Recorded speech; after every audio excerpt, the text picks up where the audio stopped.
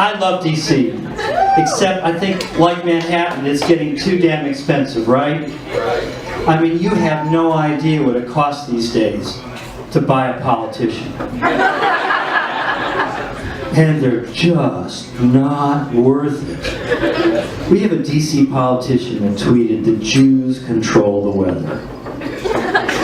The Jews really... Come on, they haven't controlled the weather since they left Egypt the first time. And besides which, if they really had that superpower, they'd just keep Manhattan warm. Well, to come up here, I had to fly from San Juan through Miami. And I gotta tell you, I hate air travel. There is just no personal space. I mean, you always got that plus-size guy, right? Sitting in the middle seat with his arms akimbo like a condor, smelling like a condor, bumping your elbows like he's a striker on roller derby.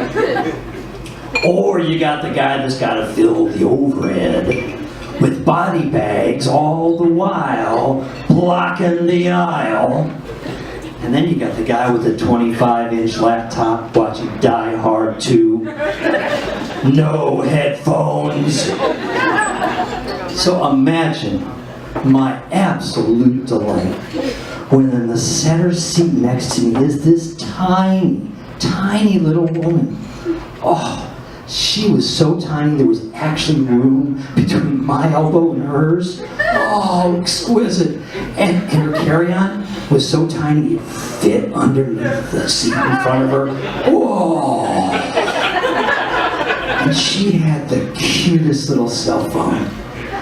It had a screen that was so tiny, I could barely see the nude pictures of her girlfriend. Well, like I said, there is no personal space. Then I land in Miami. Have you ever changed planes in Miami? Oh, fuck. It is a continent unto itself. I land at gate T2, and I find out my connecting flight is at H7. So I grab my luggage and I drag it 37 gates to the SkyTrain. To the SkyTrain, I get to go to the shuttle bus. The shuttle bus takes me to the rental cars. The rental cars, I drove over to the H terminal. I got to H7, and I was lucky to find out that my plane was now at D2. I know it's happened to you. I know it's happened to you. But at least, the good news is I got to finish the second season of The Marvelous Mrs. Maisel. You know, I don't know if it's politically correct for me to like that show. I mean, think about it. In many respects, it's not much different than Tyler Perry's Medea movies, using gross exaggerations and stereotypes for humor. And remember, Spike Lee called the Medea movies buffoonery coonery. So I ask you, is it all right for me to like Marvelous Mrs. Maisel? Can I really like the Marvelous Mrs. Maisel? Well, let me tell you how I feel. I don't like it. I love it. So, every year, more people are killed with automatic weapons than all the soldiers that have died in Afghanistan since 9/11. So we gotta do something about that, right? Right. That's terrible, right? Yeah, but gun control laws aren't working. That's just more liberal bullshit. I've got the answer. Yeah, we need to let any psychopath that wants to buy an automatic weapon, let him. Yeah, let him take it to Afghanistan.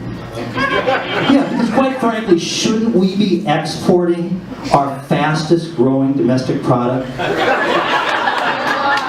You know, domestic terrorism. Let them make Afghanistan great again. So I was not fortunate enough to grow up in either D.C. or New York. I grew up in Akron, Ohio. Yeah, woo. There is nothing to do in Akron, Ohio. Except, you can go to evangelical churches to be saved. And I went, oh yes I did. I got to see the Reverend Rex Humbard at the Cathedral of Tomorrow. Oh, he was amazing. He had such charisma. He had such power. You know, he had the power to take away all of my sins. He had the power to take away all of my illnesses. He had the power to take all major credit cards. But not American Express. And boy, howdy, I wanted that power. So I went to my career counselor and I said, Rabbi, I want to be an evangelical preacher. That's when I found out they don't let Jews do that. So I became the next best thing. Yeah, a lawyer. Come on, they are not that bad. They can be very useful as sleep aids. If you don't believe me, just ask one what they do all day. If you're not asleep in 10 minutes, you're not listening. But I get it. People like calling lawyers about as much as they like calling undertakers. But if grandma's died, you gotta call the undertaker. And you sure as hell better call a lawyer if you're the one that killed grandma. Look, all I'm really trying to say is that people would be so much better off if they just called lawyers before they did stupid shit. You know, treat lawyers like condoms. Yeah, it's best to use them before you get fucked.